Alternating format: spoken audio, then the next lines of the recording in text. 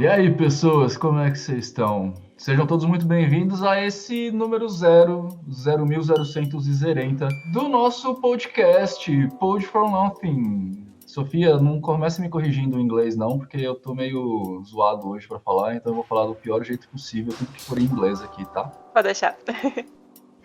Bom, para explicar para todo mundo, esse podcast é uma tentativa nossa de desanuviar a mente. Então eu juntei uma galera bacana que não se conhece para a gente falar a respeito de absolutamente nada em particular, para a gente só jogar o assunto no ar aí, falar besteira, sem fonte, sem pesquisa, sem nada, e dar opiniões aleatórias sobre os assuntos aleatórios.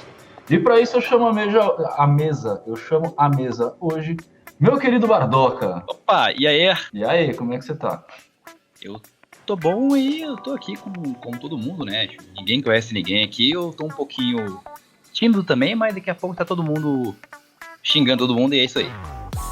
O único educado aqui, na verdade, é o Lucas, cara. E aí, Lucas, como é que você tá? Bom, suponho que eu sou o único Lucas aqui, que é uma raridade, já confesso. Tô bem, muito bem. E vocês, como é que estão? Tranquilo aí? Eu tô de boa, cara. E você, tá de boa aí? Super de boa. Acabei de chegar em casa, tô ajudando as coisinhas aqui, vamos que vamos. E pra completar o time de hoje, a minha querida, gatíssima, amada, idolatrada, salve, salve, professora de inglês, eterna, Sophie. Tudo bom? Olá, gente. Aliás, você quer que eu te chame de Sophie ou de Sofia? Você que sabe. Então eu vou chamar de Amanda. Sejam todos bem-vindos.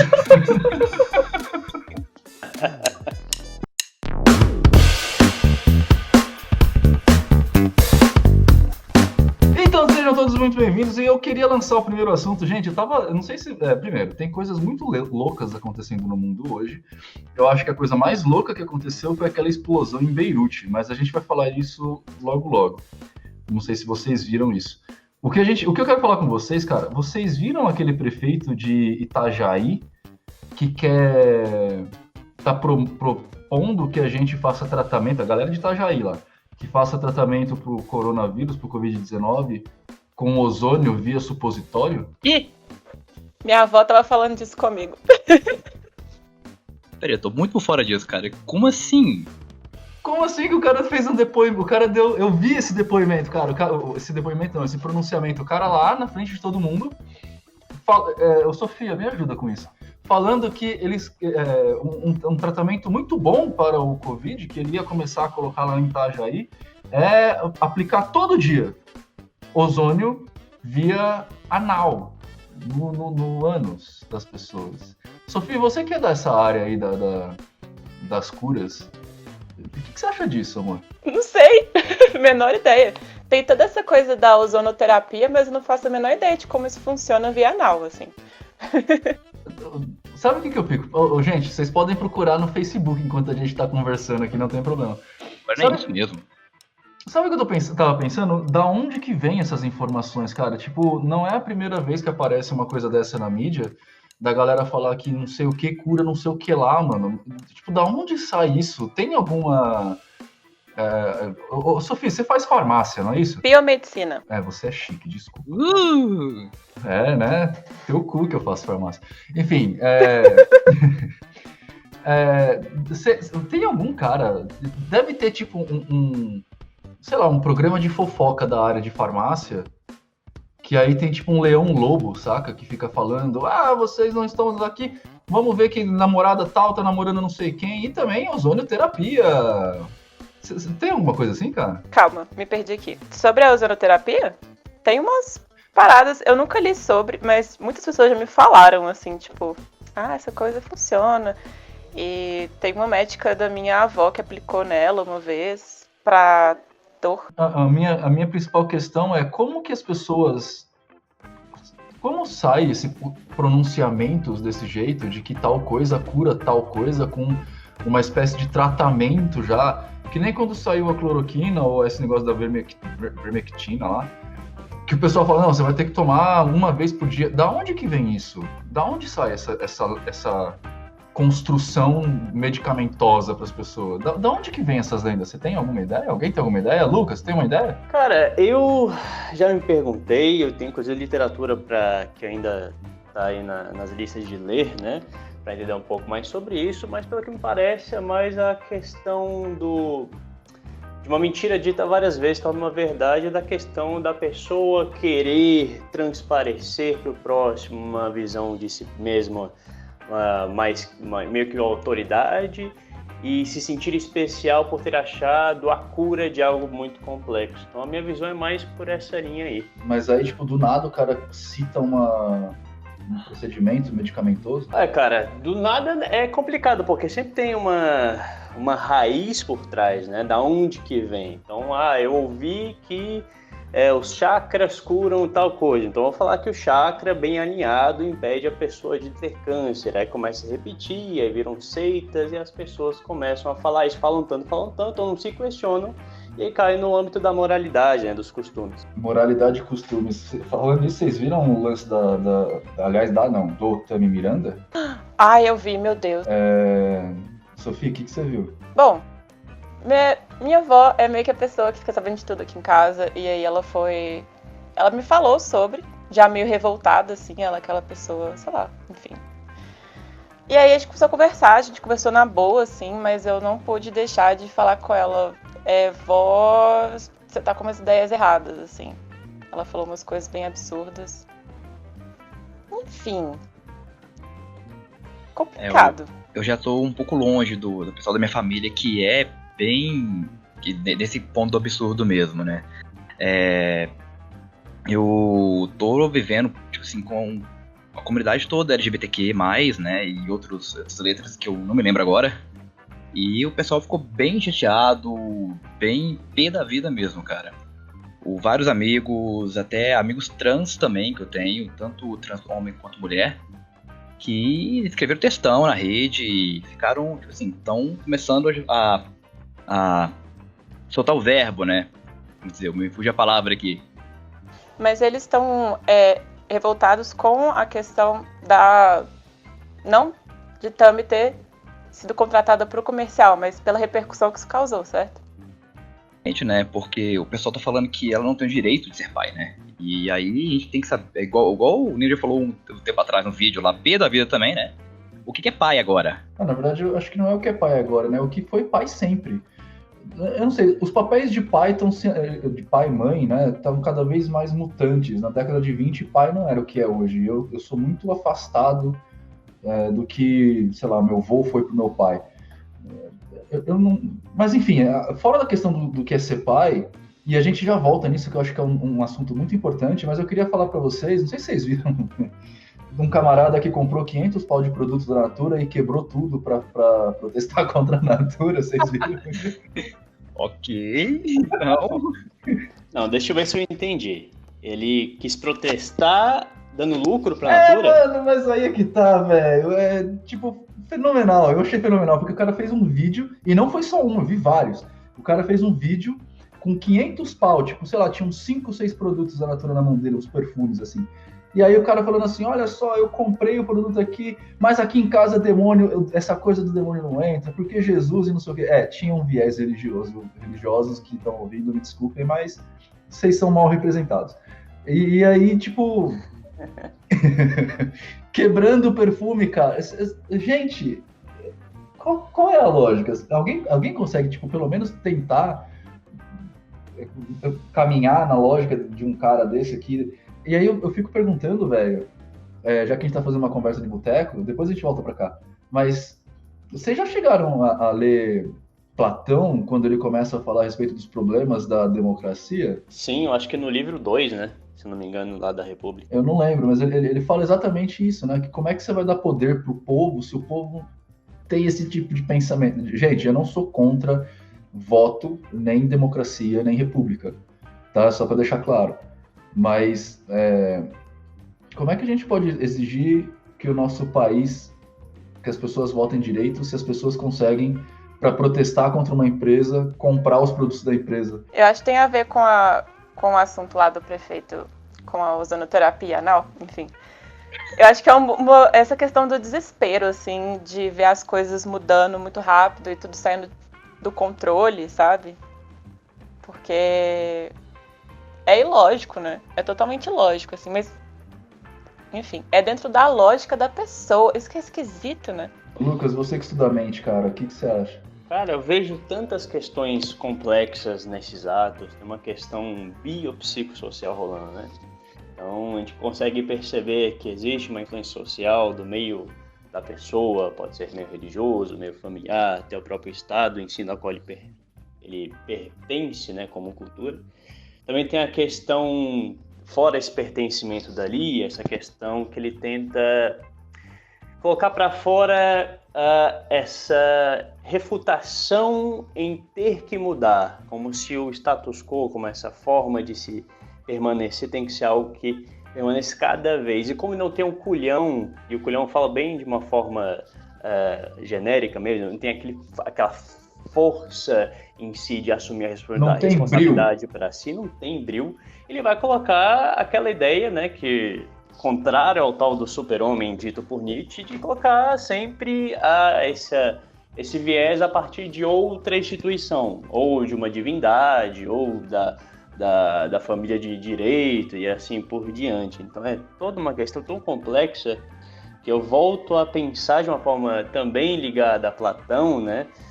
Mas querendo sair muito daquela questão de casta que ele impõe, né? Essa casta da cabeça como os filósofos, o corpo como os guerreiros e os pés como os comerciantes. Mas eu acho muito complexo nós pensarmos na democracia como algo que também funcione, já que a maioria, isso é claro, das pessoas são pessoas leigas no assunto que elas votam, querem reivindicar. Elas olham muito para a questão egóica, né? E não pela questão social. Tá, não, beleza, eu entendi. Tipo, eu acho que faz super sentido. Eu não sei se faz super sentido, na verdade, mas eu entendo o pensamento geral, tipo, de que as pessoas têm medo da mudança e se seguram no status quo vigente. Porque eu acho que é confortável. É idiota, mas eu acho que é confortável. Muito confortável. Mas me diz uma coisa, talvez seja o caso, cara, de existir uma democracia, mas não uma democracia como a do Brasil, porque talvez a gente tenha feito aqui com essa obrigatoriedade do voto, não uma democracia, mas a gente camuflou aquela democracia aquele voto de cabresto que tinha antigamente, com uma pseudo-liberdade. Porque se a gente está falando de pessoas que entram para votar, que não tem, que são leigas, que são ignorantes e tarará, elas estão vestindo o mesmo cabresto do que as pessoas antigamente que votavam sob a arma do coronel, tá ligado? Porque você pode ver os candidatos. Quem são os candidatos que sobem ao poder? São candidatos que são imensamente populistas, que fazem propostas que são imensamente pessoais, por mais que a gente fale de programa social e não sei quem lá, quem vai votar só por causa da criação de um programa social que privilegia ela, e não a todos. Eu tô falando groselha ou faz sentido? Cara, eu vejo muito sentido nisso aí. E, gente, se eu estiver tomando muito tempo aqui, por favor, me cortem. Eu gosto de falar desses assuntos, são assuntos que eu realmente gosto, né? Tem muito a ver com a tal da psicologia social. Eu tô aqui, deu um bug aqui, mas já voltou. Eu tô adorando que o Lucas sabe colocar as coisas nos termos, sabe? Porque eu me perco muito no raciocínio porque eu não acho as palavras certas. O Lucas, ele é o meu fofucho. Ele sabe disso.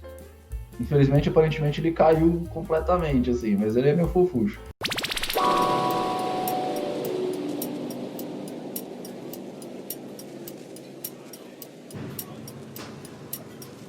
Então, já que ele caiu, a gente tá falando de democracia, de voto, essas coisas todas. Vamos falar uma coisa que tem tudo a ver com voto, que é a questão, pra gente retomar, do Tami Miranda.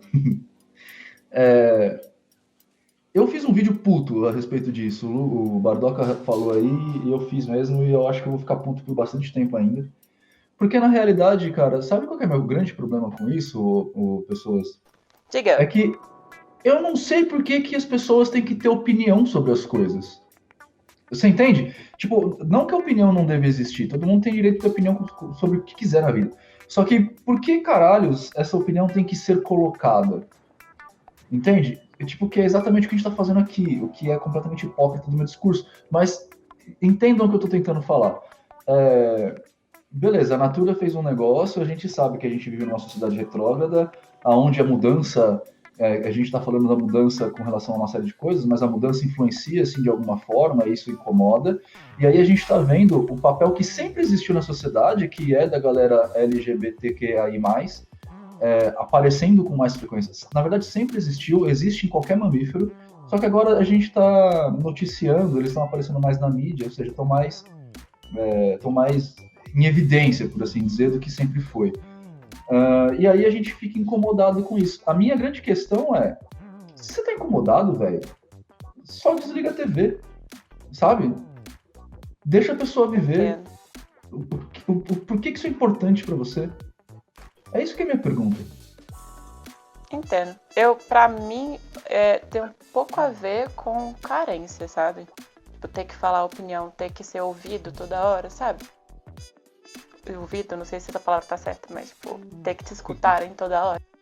Você acha que é carência? Eu acho que parte disso pode ser um pouco de carência. Cara, eu iria por um lado completamente oposto. O que você acha, Bardoca? Uou! Ouviu um voo aí? Peraí.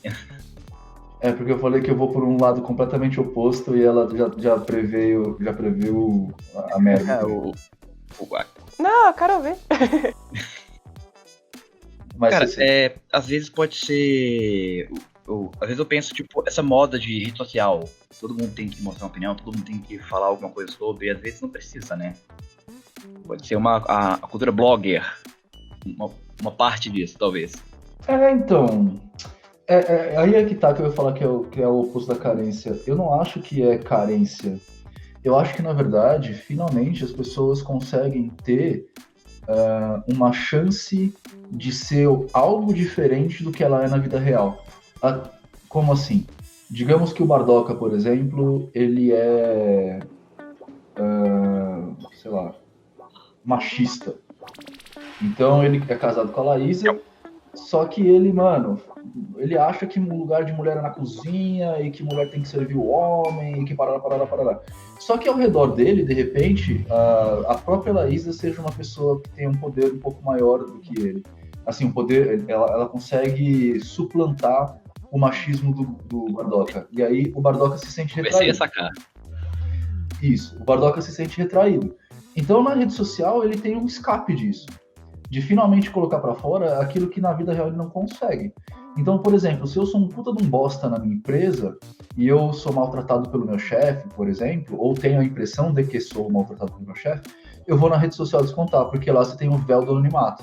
Eu tava até falando esses dias que eu acho, cara, que a rede social é o novo anel de Giges. Cara, eu concordo em muitas partes com isso, concordo também com a questão da carência, né, do carecer ser alguém na vida social presente, vigente, para ser alguém na vida virtual presente e vigente.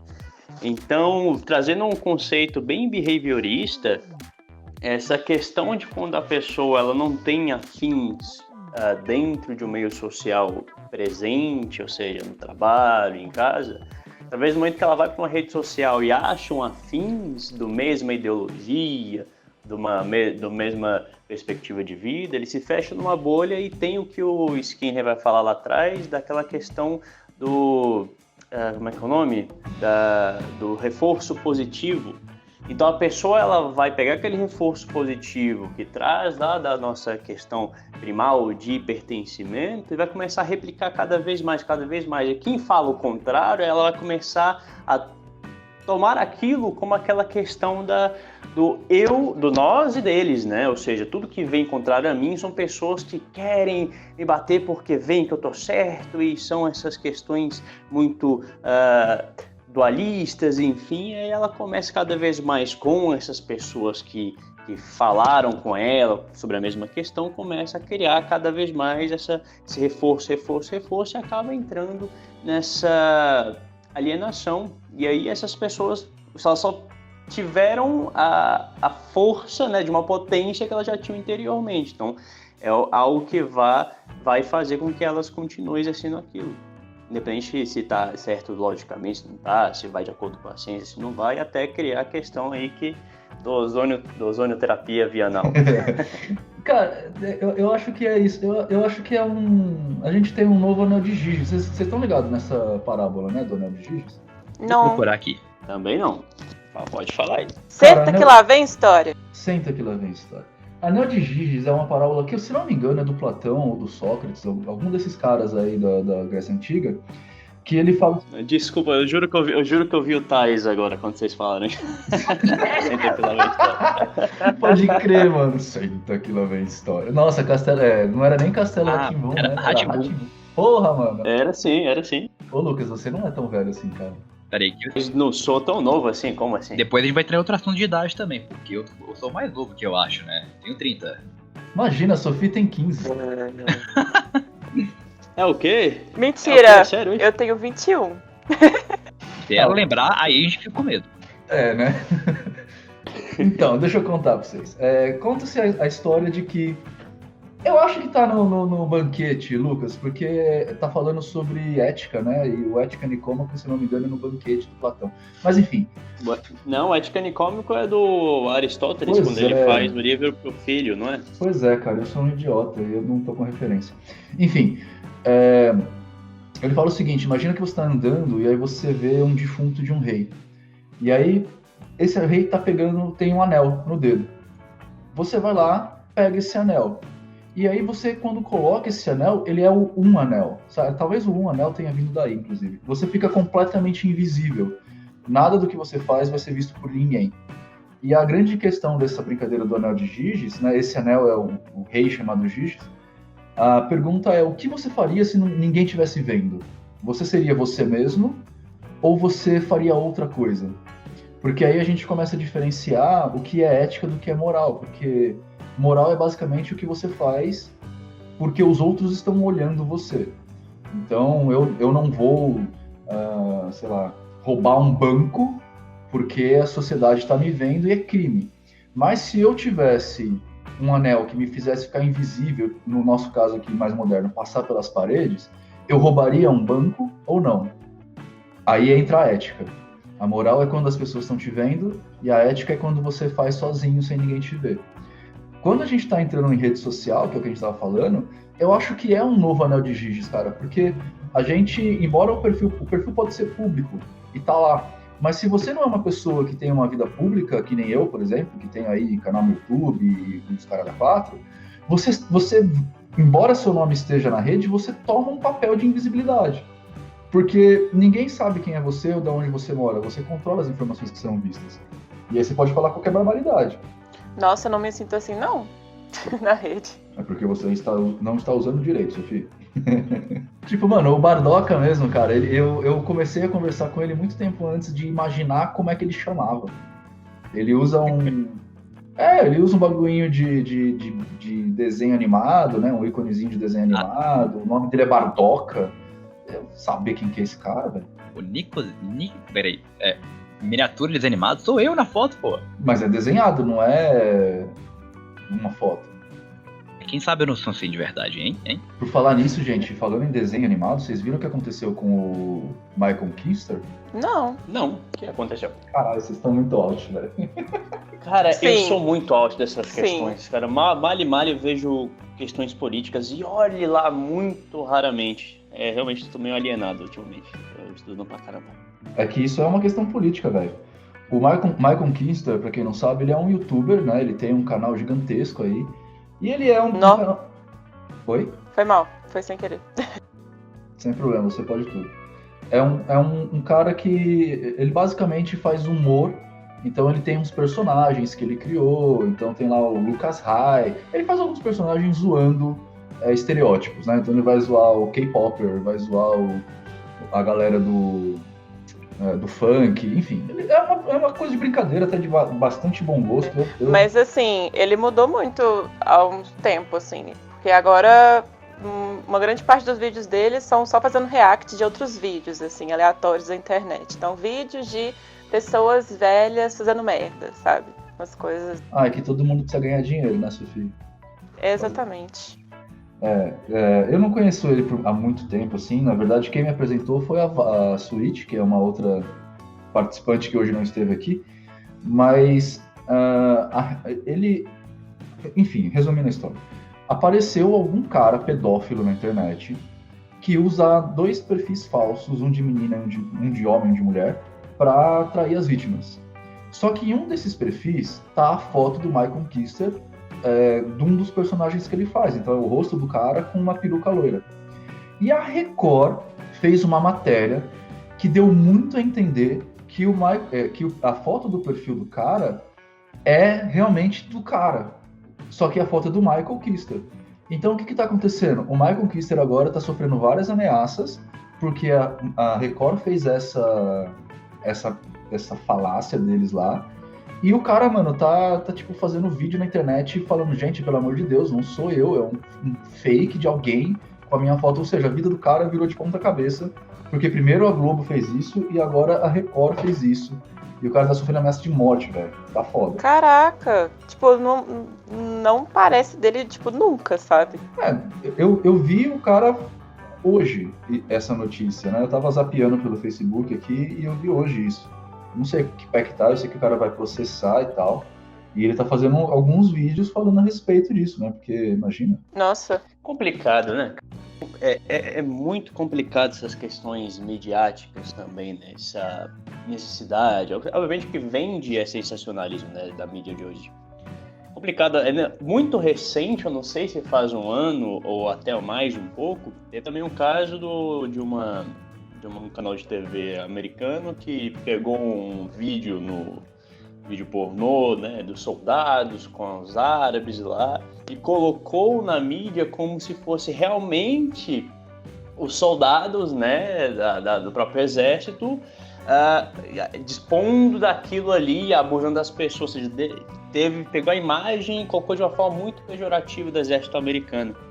E aí aquele vídeo não passava de atores fazendo uma questão. Então essa questão midiática, às vezes, eu digo muitas vezes, por quererem passar primeiro de antemão e às vezes nem se dão um trabalho de pesquisar se é veracidade ou não, uma questão mais de vender a matéria, acabam fazendo essas questões, né? Infelizmente acontece demais. Você ia falar alguma coisa, Sofia? Só um segundo. Tá, então enquanto você tem só o segundo aí... gente, eu acho que, na verdade... como a gente estava falando agora há pouco de mudança, essas coisas todas, eu acho que o que está acontecendo com a mídia, e de novo não, primeira vez que eu vou falar, mas enfim, eu não acho que a mídia seja dispensável, eu acho que é necessária a existência da mídia. Só que eu acho que está acontecendo um problema muito escroto, que é a mídia comercializada extremamente, saca? Tipo, a mídia ela não tá mais só focada em mediar, no sentido de... Aqui mídia eu tô falando de jornalismo, né? Não tá focada em mediar, em noticiar. Ela muitas vezes tá focada em criar conteúdo para noticiar. E aí a gente vê uma bagunça, porque a mídia acaba virando entretenimento. E eu tô falando isso, cara, porque eu já falei isso diversas vezes na internet.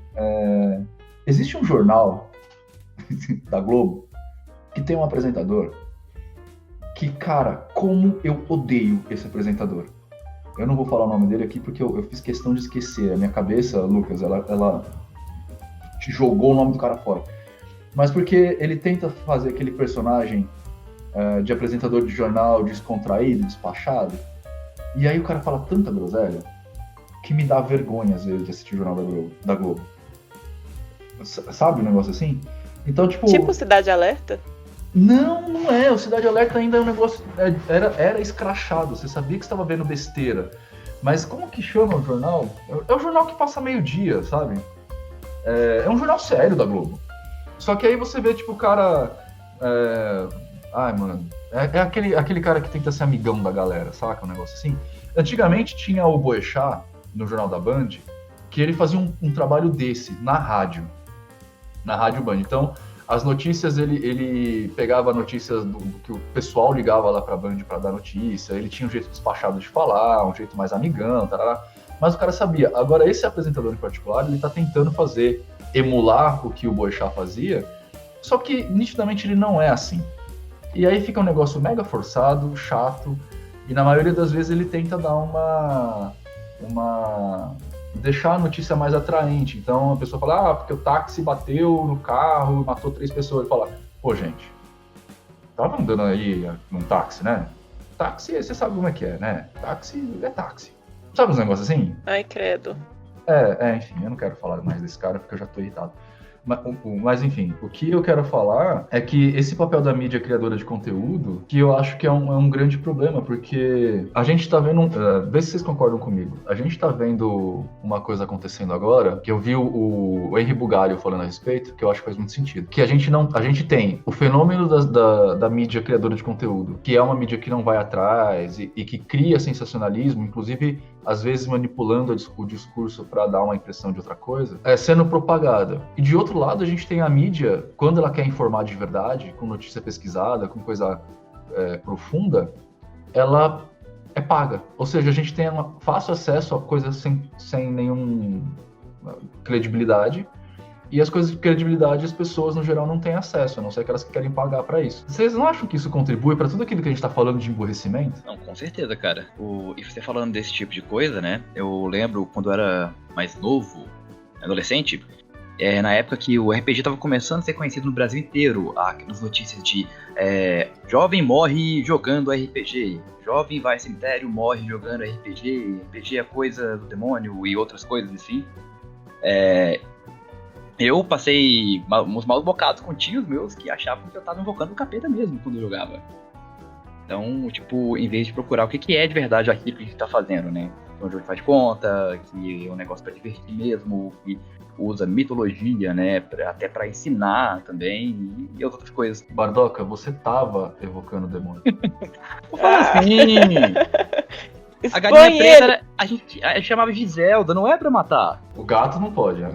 A galinha eu desconfio. Não, gato não, cara. Eu tenho 2 filhos gatos, nem falo de matar essa gata, eu fico já triste. Cara, que ignorância, né, gente? Matar gato, sei lá. Bom, sei lá. Não quero entrar nesse assunto hoje. Eu quero voltar nesse assunto aí que você colocou, dessa questão da comercialização. E eu quero apontar 2 coisas. A comercialização, ela provém de uma ideia de lucro exacerbado. Ou seja, a pessoa, como ela tem as pessoas demandam, as pessoas, digo, o patrão, a sociedade demandam dela mais excesso de produtividade, ela começa a querer tirar lucro de uma forma sem pensar de onde que está vindo, né? E aí, uma teórica política alemã, não sei se vocês conhecem, Hannah Arendt, ela fala sobre a banalidade do mal, em um livro em que, após a Segunda Guerra Mundial, ela vai para o julgamento de um cara que trabalhava lá, se não me engano o nome dele é Adolf Eichmann, uma coisa assim, que ele trabalhava nessa questão de levar os prisioneiros, os ditos, né, os judeus, para o campo de concentração, né? Então ele pegava, fazia essa logística e assim ele trabalhou. Aí ele foi julgado em Israel, né, após, né, ali, acabou o nazismo, né, que o Adolf Hitler caiu, ele foi ser julgado e ela presenciou, e a partir do que ela viu naquele julgamento, ela escreveu esse livro. Esse livro ele fala sobre as pessoas, elas estão tão inseridas dentro de um meio que elas não percebem o mal que elas fazem. Quando eles fizeram a entrevista, né, que todo mundo julgava que a máscara do cara ia cair, olha só, ele é realmente um cara perverso, percebeu que não, que o cara era mais inofensivo que uma mosca, que o que ele fazia defendendo os bons costumes, ele fazia defendendo, o quote, né, o que ele falou, era que ele era um cidadão que cumpria com as leis. E aí eu pesquisei aqui uma fala dela nesse livro, que é uma fala que me marcou muito quando eu li esse livro. Que ela fala assim, ó: o problema com o Eichmann era exatamente que muitos eram como ele. E muitos não eram nem pervertidos, nem sádicos, mas ainda eram e ainda são terrivelmente assustadoras. Do ponto de vista de nossas instituições e de nossos padrões morais de julgamento, essa normalidade era muito mais apavorante do que todas as atrocidades juntas, pois implicava que esse era um novo tipo de criminoso, efetivamente hostis generis humani, que comete seus crimes de formas e circunstâncias que tornam praticamente impossível para ele saber ou sentir que está agindo de modo errado. Ou seja, essas pessoas que promovem, sem perceber a consequência, no caso do Michael, no caso também aí do que a gente está falando dessas questões que causam dano ao próximo, ou até mesmo julgando até essa questão de modo geral, que aconteceu com o Tami, tudo isso provém das vezes as pessoas não se questionarem, de agirem por uma certa moralidade, de agirem por um certo preceito que elas tiveram sem questionar esse preceito. Então é muito importante a gente bater nessa tecla para as pessoas pararem. Eu acho muito utópico, obviamente, mas para as pessoas começarem a questionar os próprios costumes, sabe? Saírem do seu próprio status quo. Mas isso é realmente uma reflexão que eu quis trazer aqui, porque eu achei importante colocar. Amei. Amo questionar o status quo. Tipo, são coisas banais, assim. Por exemplo, eu gosto de pesquisar receitas estranhas. Aí, tipo assim, não estranhas, mas eu faço uma coisa diferente aqui em casa e todo mundo fica tipo, meu Deus, o que é isso, macumba, sabe? Tipo, já tive esse comentário aqui. E simplesmente, é uma coisa tão simples, mas é tão inserido na mente das pessoas que não dá pra questionar. Tipo, pô, pode ser que seja bom, deixa eu provar, sei lá. Cara, mas sabe o que eu acho que é também? A gente tem que pensar... Eu tenho refletido bastante a respeito disso ultimamente, que é assim, a gente está num período histórico, social, que eu acho, não deve ser novo, não pode ser novo, já deve ter acontecido em outras vezes na história do mundo, só que a gente está vivenciando uma era que eu posso chamar de uma era tranquila. Ou seja, as guerras que eu tô falando agora, guerra mesmo, de matar gente com arma, essas coisas todas, meio que não estão acontecendo mais, né? A não ser lá o pessoal da Palestina, etc e tal, mas o resto do mundo tá meio tranquilo. E isso dá tempo pra gente raciocinar a respeito de coisas que a gente não teria tempo de raciocinar em outros cenários. O que eu tô querendo dizer com isso? Que aquelas pessoas que a gente chama, ironicamente, de boomers, né? Que são as pessoas que vêm logo depois da guerra, né? Ainda no período da Guerra Fria, não sei o que lá, elas têm uma preocupação muito legítima, que é a preocupação de comer. Então, comer é difícil, né? Andar é difícil, se locomover é difícil, trabalhar é difícil. Então, elas ficam focadas nisso. Hoje a gente está num status da sociedade onde isso já meio que está fácil, né? Não vou falar que está fácil para todo mundo, mas a gente tem hoje facilidades que a gente não tinha antes. Telefone celular, os carros estão mais fáceis de comprar, essas coisas todas. E eu estou falando num âmbito geral, tá, gente? O que faz com que nos sobre tempo para pensar nas coisas que a gente fazia no automático antigamente. E isso faz com que a gente entre no que a gente vai chamar de pós-modernidade, que é exatamente pensar sobre o que se pensa a respeito das coisas, né? Quando a gente fala isso, a gente começa a questionar valores que eram inquestionáveis. E agora que a gente vai entrar numa brincadeira, porque a geração Baby Boomer ainda está viva. E a minha geração, a geração X, já não é mais Baby Boomer. Ou seja, a minha geração nem tanto, mas a geração do Bardoca, que está com seus 30 e poucos, do Lucas, e quem dirá da Sophie, que ainda é uma outra geração, nós estamos acostumados a perguntar sobre aquilo que a gente faz, ou sobre aquele status quo vigente. Então, para o Bardoca, para o Lucas, para a Sophie, falar assim, gente, se uma menina gosta de uma menina, tudo bem. Agora, pra galera que é esse baby boomer, aonde essas coisas não eram questionadas, e alguém um dia colocou isso na cabeça delas, que foi na Idade Média,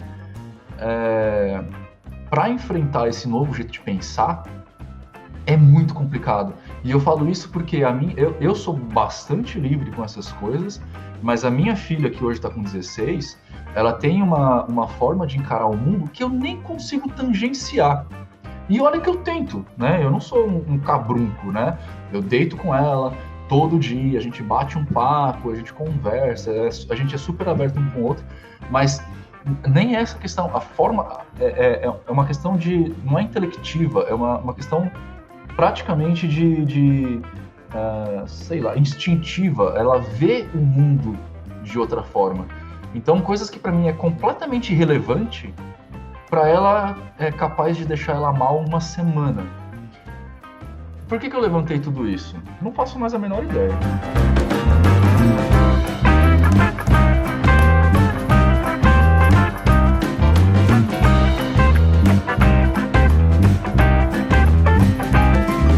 Eu acho que faz muito, muito, muito sentido. Tipo, muito. Que isso? Muito sentido. Porque, assim, eu tenho 21 e eu acho que, exatamente, eu tô tão dentro dessa coisa de questionar sobre tudo. É tão natural. E, assim, gente, eu sou professora. E eu não tenho muito tempo que eu sou professora, mas eu vejo nos meus alunos que não tem uma grande diferença de idade de mim, são 9 anos. Eles ainda estão na minha geração, por assim dizer, que eu também tem coisas que eu não entendo deles, assim. Essa coisa de TikTok, sei lá, eu fico, o que é isso, sabe? Pra você ter uma ideia, uma vez a minha filha levantou uma questão pra mim, que depois eu vi replicada no Facebook por outras pessoas. Ela falou, pai, às vezes eu penso que se eu não fizesse parte do meu grupo, ninguém sentiria a falta. E aí eu falei, eu parei pra olhar pra ela e falar assim, mas você não tá no grupo? No grupo de amigos? Ela falou, tô. Eu falei, mas por que você tá pensando se você não tivesse, dado que você está? Ela falou, porque eu sinto assim. Você entende? Pra mim isso não entra. Até porque se, na minha época, até hoje em dia, se eu não faço parte de um grupo, se eu vejo que isso me incomoda, eu vou pra outro. Ou não, ou eu fico sozinho e vou jogar videogame, sei lá. Agora, pra ela, isso é uma questão que machuca. E, cara, que difícil chegar nisso, viu? Não sei. De verdade, eu não sei por que eu tô falando isso. Não, acho que não sei se faz parte da mesma lógica, mas é interessante porque isso é em camadas, né? Existe o status quo e existe as pessoas, né, que estão em diferentes camadas desses questionamentos ou não, né? Enfim. Mas igual você estava falando do anel lá de não sei quem. Platão, há 2 mil anos atrás, Gig se perguntava, tipo, se você achasse um anel que te deixa invisível, o que você ia fazer? É claro que, tipo, é uma analogia e tal. Mas é um campo de questionamento, sabe? Que hoje em dia pessoas não chegam nessa camada, por assim dizer. Então é bem complexo. Entende a ideia? É muito complexo. Eu entendo. Eu queria ouvir a opinião do Bardoca, que o Bardoca não tá falando nada. Bardoca, nos dê um tom da sua voz, velho. Então. Eu tô tentando ser um alívio cômico daqui, tá? Conversa muito séria, gente. Não que não deva ser séria. Ela tem que ir pro lado sério e tem que falar dessas coisas, né? Eu entendo. Só que tá muito sério. É o cara da breja. Droga. Agora eu comecei a beber de verdade na minha vida aqui 3 anos atrás. É mesmo, cara? Exatamente. Eu era, tipo, álcool zero por conta de família também, churrasco de família, que eu ficar bêbado, não brigava, então não quero ficar bêbado, mas... eu entendi, aí você casou e entendeu porque eles bebiam. Nossa, foi foda, foi muito boomer agora. Falar assim, ela... Mas imagina, você é um milênio com acidente em boomer, né?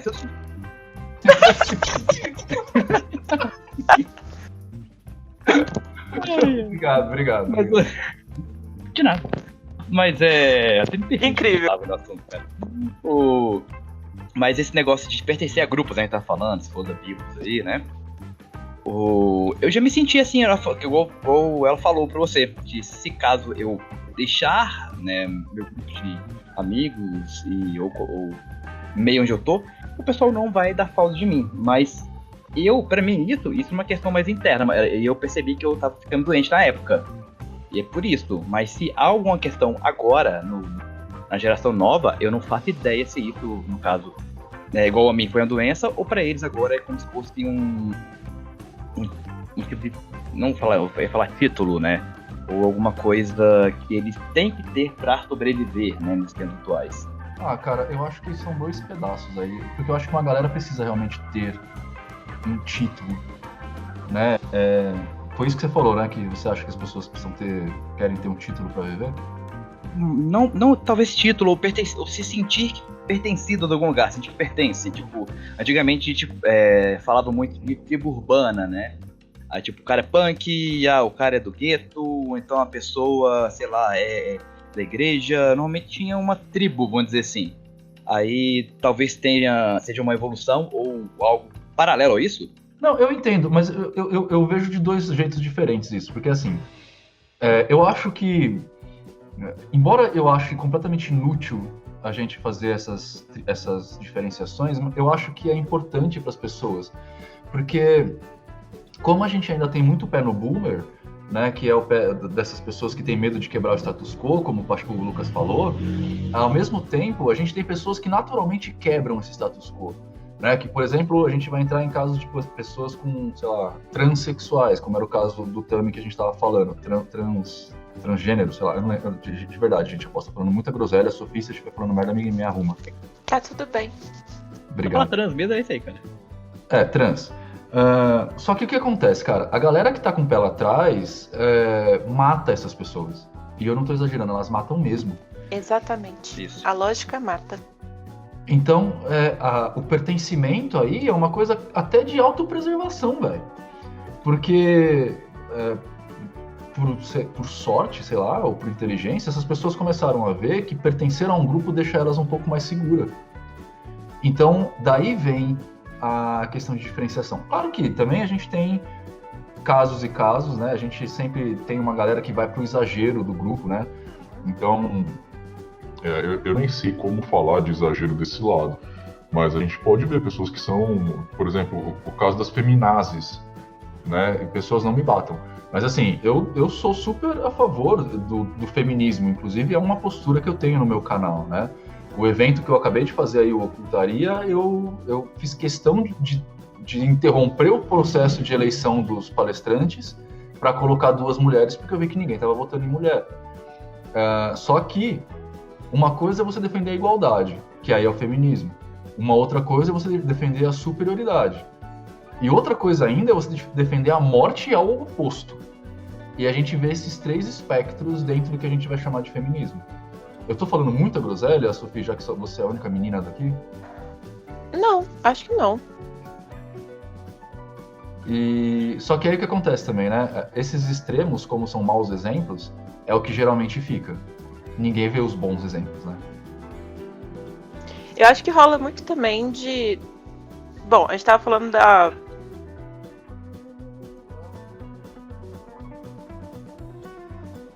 Sofia, você caiu, eu acho.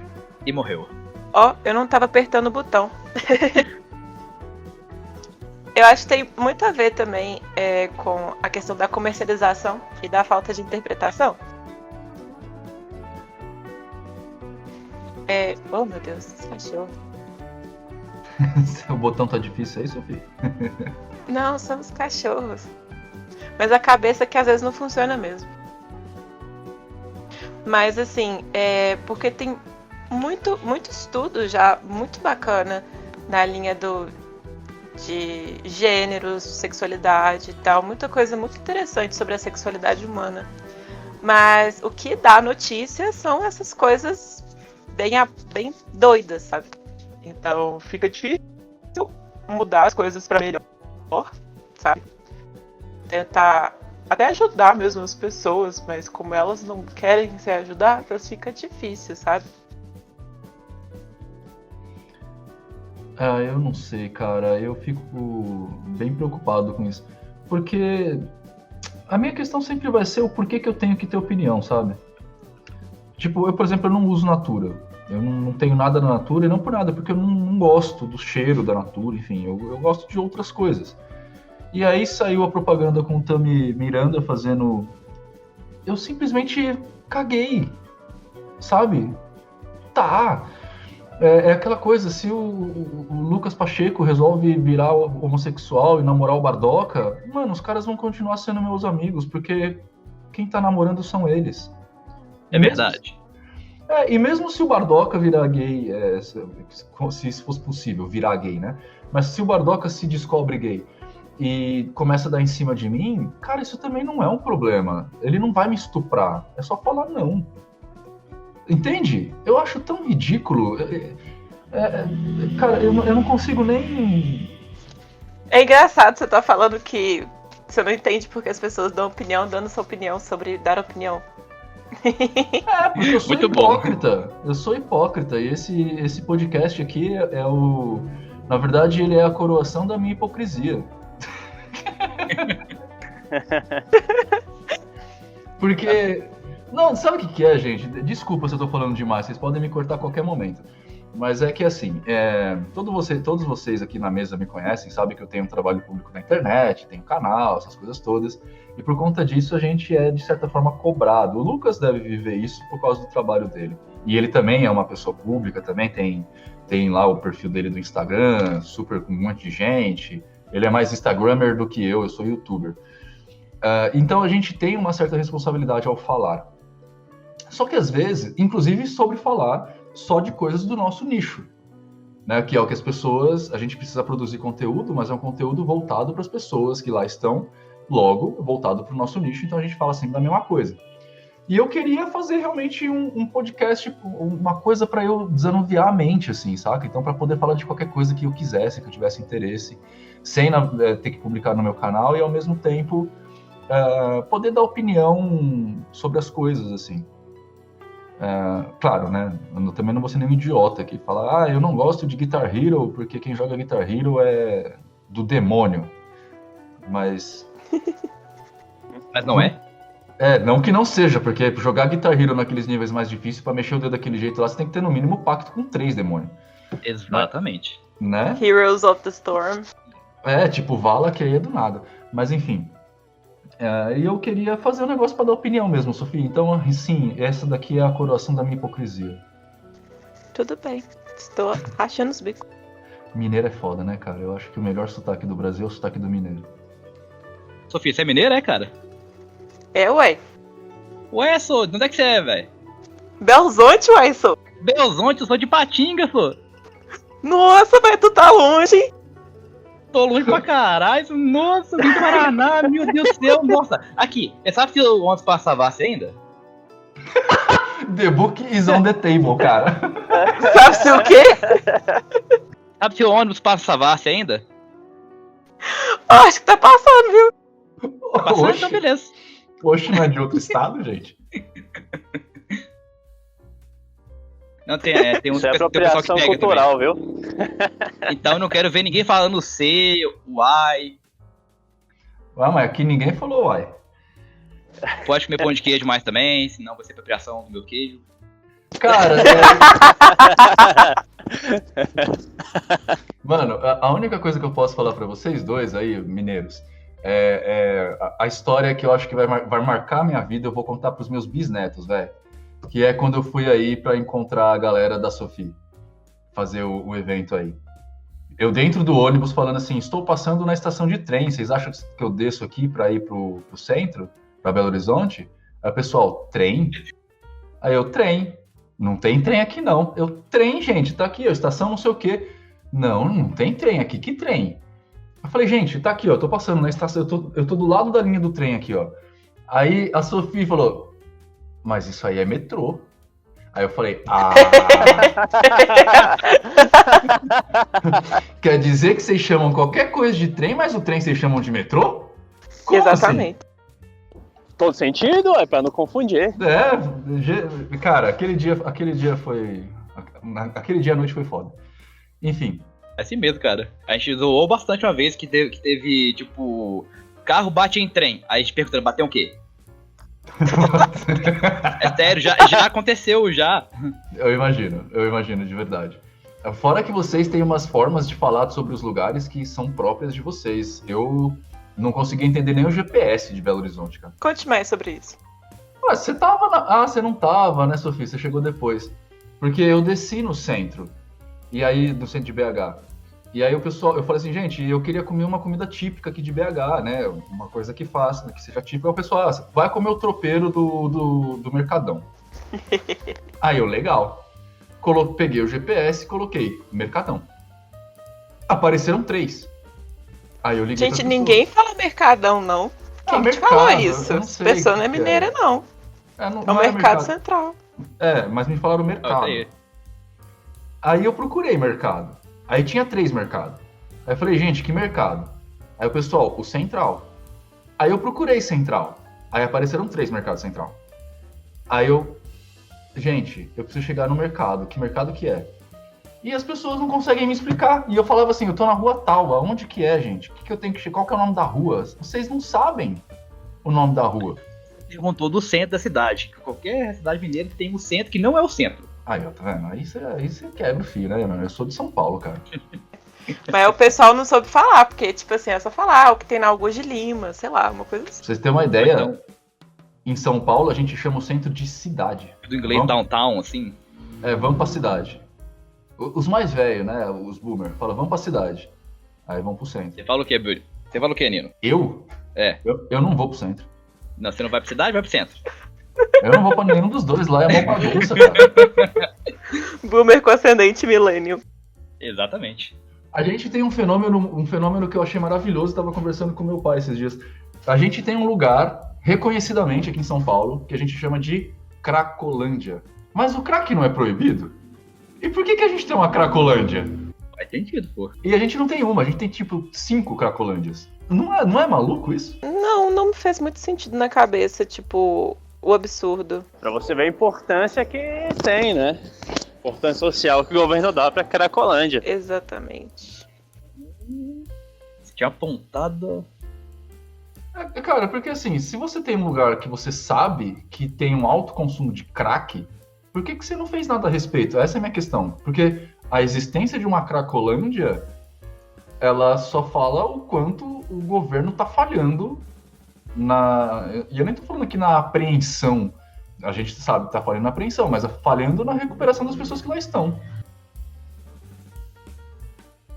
Então, tipo, quando o jornalista vai lá, o repórter vai lá e entrevista o prefeito, e ele fala da Cracolândia, ele automaticamente tá assumindo um atestado de competência, velho. Pois é, mas é complicado. Por exemplo, olha só. Eu sou de Brasília, né? Então nasci em Brasília. Mudei pra fora do país e estou aqui em São Paulo há praticamente aí 2 anos e alguma coisa, né? Um pouco mais, um pouco menos, se é o certo. Nesses 2 anos, eu sei todos os locais onde eu morei no centro, onde eram locais apenas para fazer caixa 2, para fazer, né, lavagem de dinheiro. Lucas, que não faz parte da comunidade, sei, em 2 anos, onde eram todos os mercados, e não eram poucos, viu? Como é que a polícia não sabe? Como é que o governo não sabe? Óbvio que sabe. A questão é, da onde que surge esse lucro dessa complacência com essa toda criminalidade? Essa é a dúvida. É que nem esses dias eu tava vendo uma reportagem da galera falando assim, foi apreendido na zona da 25 de março, não sei quantas toneladas de produto ilegal. Cara, em que época do ano, na 25 de março, se vende produtos legais? Exatamente, é nesse tempo mesmo. Fora Santa Efigênia, falta tudo. Fora todo lugar. Fora Paulista, enfim, complicado. Aqui em BH, teve um dia da quarentena que eu tive que ir pro centro resolver um problema.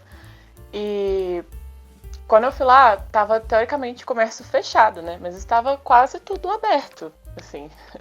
Normalmente, pessoas andando de máscara e tal, mas tava um dia normal no centro. As lojas abertas, o mercado central aberto, os ônibus cheios, sabe?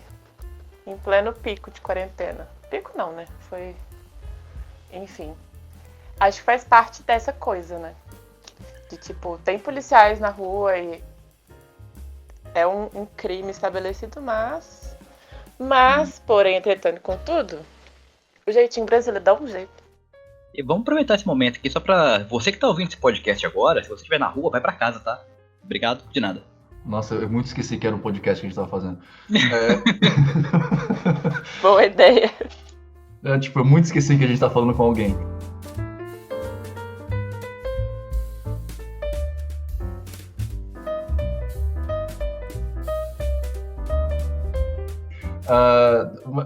Sofia, deixa eu te perguntar um negócio. Eu fui nesse mercado central de vocês aí, cara. Aquilo lá é um ninho de bactéria, né? E fungos. Cara, que local apertado. Imagina, tipo, aqui ninguém é de São Paulo aqui, né? Só o Lucas que está em São Paulo. Mas imagina... Eu não sei que exemplo que eu posso dar pra vocês. Mas assim, é um lugar pequeno, apertado, cheio de gente, quente pra caralho, porque Minas já é quente, BH é 2 vezes mais quente, e o mercado é 3 vezes mais quente que BH. E ainda vende feijão tropeiro, com pimenta. Vocês não são humanos, desculpa. Olha, eu só me defendo aqui que eu não gosto de pimenta, tá? Então, mas eu gosto de feijão tropeiro. Eu também não gosto de tropeiro, eu não gosto muito do mercado central também. de comer lá e tal. Passo lá só pra comprar as coisas. Passava, né? Que me falaram que lá era o point pra comer feijão tropeiro e num lugar particular lá, que eu não sei agora o nome. Que eu fui lá. E olha. Mas é um ponto, assim. Principalmente pra geração dos boomers. É uma tradição, sabe? É bem tradicional mesmo. Assim, minha bisavó, até quando ela tava boa, assim, poucos anos atrás, ela ia toda semana com a amiga dela, as duas senhoras, comer fígado acebolado e tomar cerveja. Isso eu admiro no mineiro, sabia? Porque o mineiro, eles têm uma força de vida que dá inveja. Aliás, duas coisas que eu admiro no mineiro. Primeiro que eles têm uma força de vida de dar inveja, então, tipo, o mineiro facilmente passa dos 300 anos. E a segunda coisa é que mineiro tem uma alta proteção interna para o consumo do álcool. Eu não conheço um mineiro que beba pouco. Isso faz sentido agora, tá? Por quê? Faz muito sentido. Igual eu falei, eu comecei a beber de verdade na minha vida 3 anos atrás. Eu fui Você é sóbrio até os 17. falsificado, mano. Você nem tá em Minas. Olha, não sou que eu sou falsificado, não, que eu vou acreditar que o pessoal já acredita mesmo, que eu já tenho pouco sotaque. Lá em Minas, o pessoal pensava que eu era de fora, porém o pessoal daqui, de Curitiba, sabe que eu sou de fora porque eu não falo piá. Não, o pessoal de Curitiba sabe que você é de fora porque você é feio. Ah, obrigado. Você não tá É em verdade, Minas. Não, é verdade. Velho, eu sou horroroso perto desse pessoal daqui. É sério. Eu achei que você tava em Patinga. Ah, não, graças a Deus. Graças aos deuses, na verdade. Graças a Deus. Não, ele nasceu em Patinga e foi pra Curitiba. E Curitiba é a cidade, né? A cidade monumento. Só tem monumento andando por Curitiba. Velho. Entendi. Velho. Não, eu já fui pra Curitiba, já senti isso na pele. As pessoas te olhando de lado, assim, porque você é feio, sabe? Eu me senti excluído. Eu senti uma... Eu me senti como eu me sinto quando eu tô com o Lucas. Eu me senti feio. Bom, mas entre trancos e barrancos aí, vamos voltar para o que a gente estava falando. A gente tem mais algum comentário a fazer sobre o prefeito de Itajaí e o ozônio no rabo? Não aplique ozônio no rabo. Exatamente. Será que vai demorar muito tempo para alguém inventar ozonioterapia com cloroquina para enfiar Eu pensei nisso. E aí entra a história do supositório de piroca, né? Da mamadeira de piroca. Ai, meu Deus. Eu já adaptei a piada. Virou Poxa, já evoluiu. Da mamadeira de piroca virou agora supositório de ozônio. Aí, dentro da mamadeira vai ter ozônio com cloroquina batido. Cara, bateu ozônio. Não sei, cara. Respeito, velho. Você tá falando com a Sofia, velho. A Sofia aqui, você vai levar uns tapas dela. Meu Deus, não. Uma pessoa pacífica. E sobre a questão do Tami Miranda, a gente tem alguma coisa pra falar? Mas acho que não, né, também. Eu acho que eu tenho a falar sobre a ozonoterapia e essas coisas assim que estão acontecendo hoje em dia, são de causa do coronavírus, né? Desse desespero de achar uma cura. É que minha paciência já se esgotou com, tipo, gente falando merda. E aí você fala, não, cara, olha isso aqui. Dá uma olhadinha, olha aqui, sabe? Ciência. Aí a pessoa, não, mas é porque eu quero acreditar na esperança. Nossa, não. Minha paciência se esvai. Mas, Sofia, você sabe o que acontece? Eu esses dias caí numa discussão.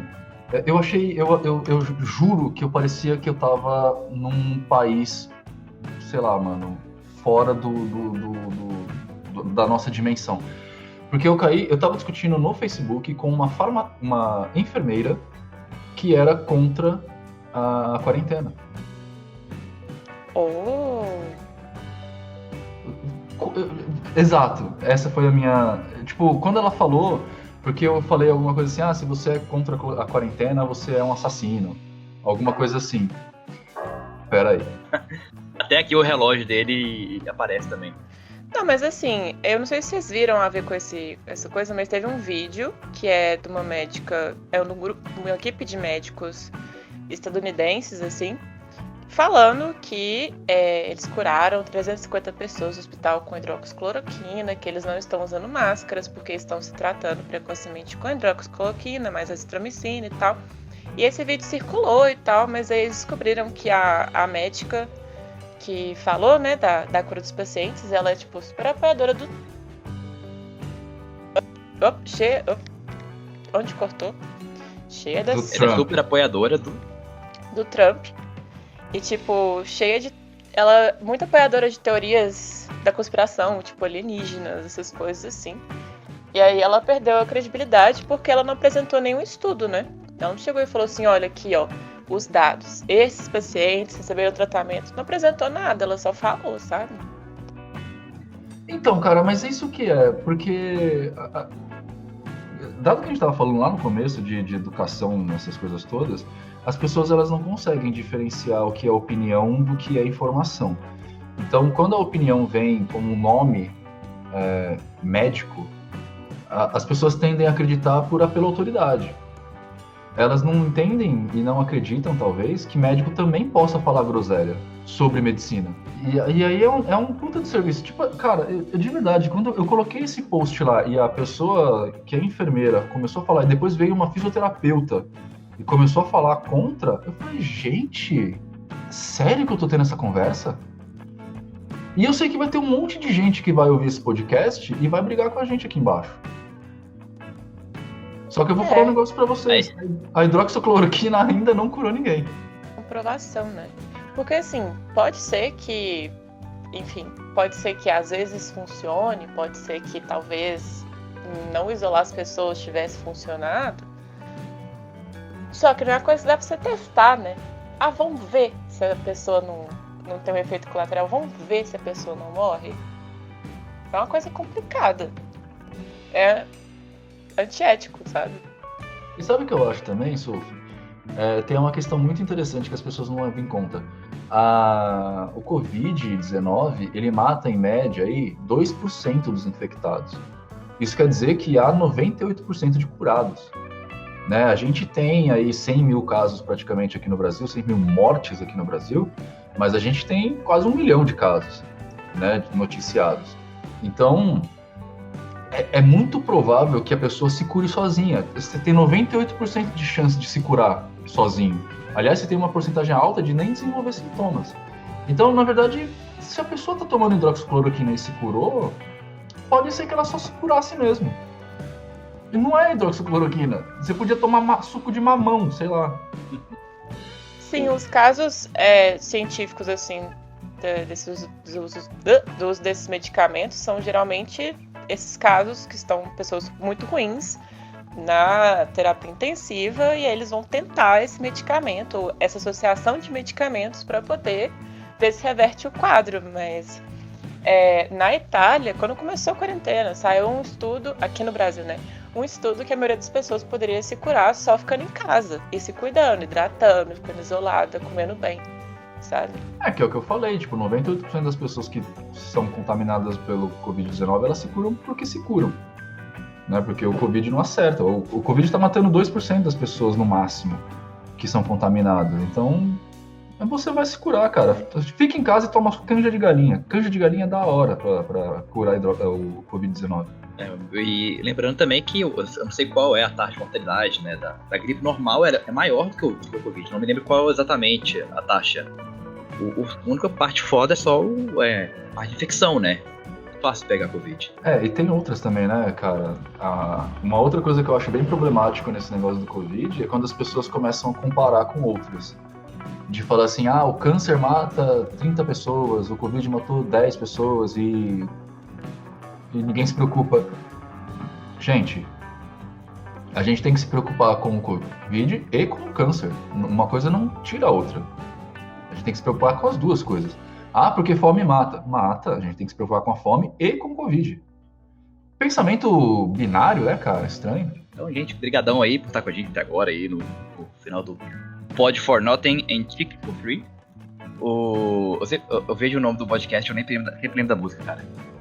Não sei se ninguém pegou a referência, a piada aí, não sei se foi feia, mas fica em casa, se cuida, não saia na rua, porque se você não puder não sair, né? E esteja feliz. Que gente feliz, não de saco.